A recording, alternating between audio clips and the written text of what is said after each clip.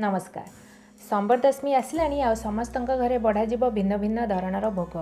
आम घरे बढ़ा जाए खीरी, घी पिठा आउ घांट तरकारी। तो चलतु देखा बोऊंकर घांट तरकारी।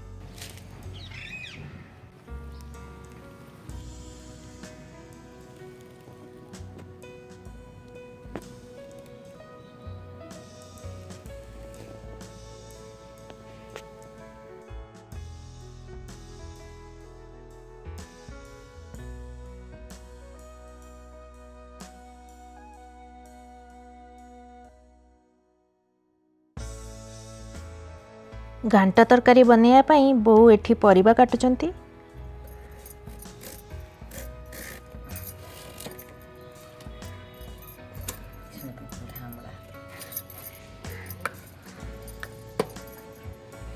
परिबारे अछि छुई, बाइगण, कदली, बीन्स, पपीता, मूला, सारू, बीटरूट, फूलकोबी, गाजर, आलू, कखारू और माटी आलू।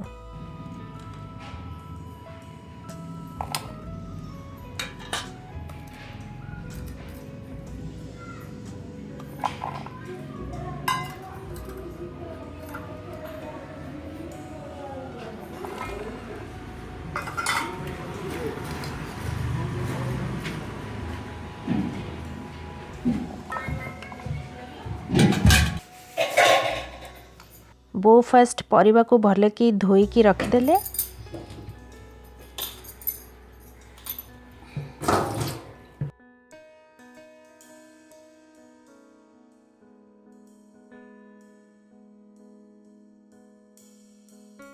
एठी काबुली चना को धोईकी रातिरु भिजेकी रखा जाइछि।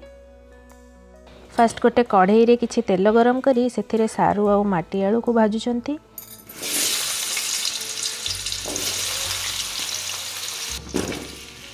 जो परिबा को सिझिबा को टिके बेसी टाइम लागिबो से सब परिबा को आगरु टिके भाजी दे पारिबो।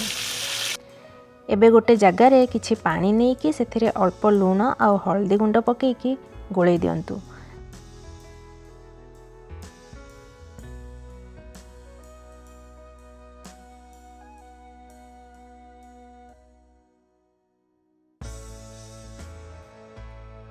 तापरे सेथिरे काबुली चना पकेई दियंतु।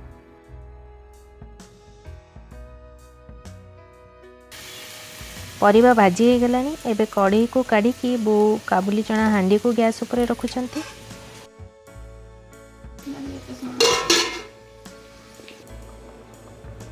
पानी फुटी आसिले सेथिरे भजा परिबा आग पकेई दियंतु।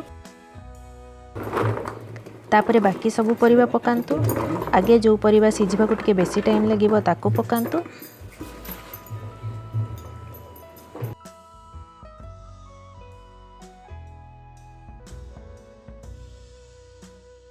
तापरे नरम परिबा जेमति कि कोबी, बाइगण ए सब को ऊपर पकांतु।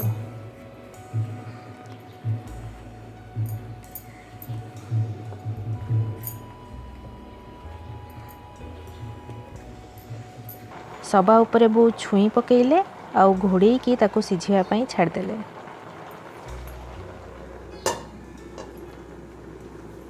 मझिरे मझिरे ढांकणा काढ़ी की भलो की गुळेई दियंतु।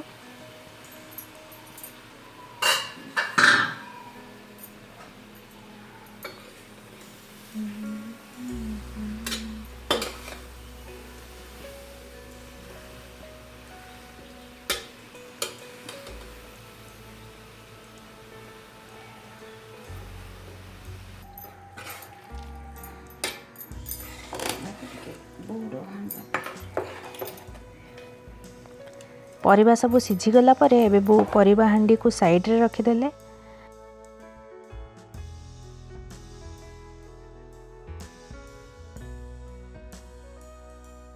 आउ सेथिरे किछि गरम पानी मिसेई के भलो के गुळेई देले।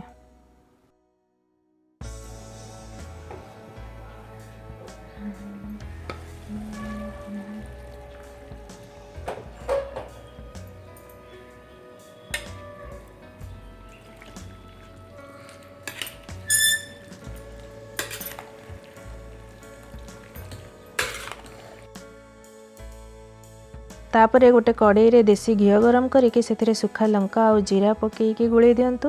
तापर कंचा लंका और भेसुंगा पत्र पकातु। एबे यही छुंक को परिवा सिझा उपर पकईकी भल के गोले दिंतु।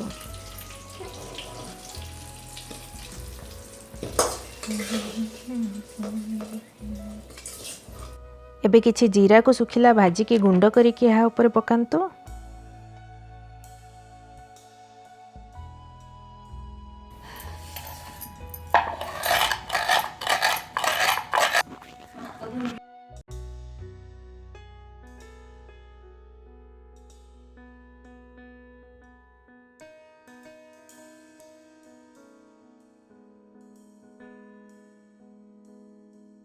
तापरे ऊपर किछि धनिया पत्र और नड़िया कोरा पकातु।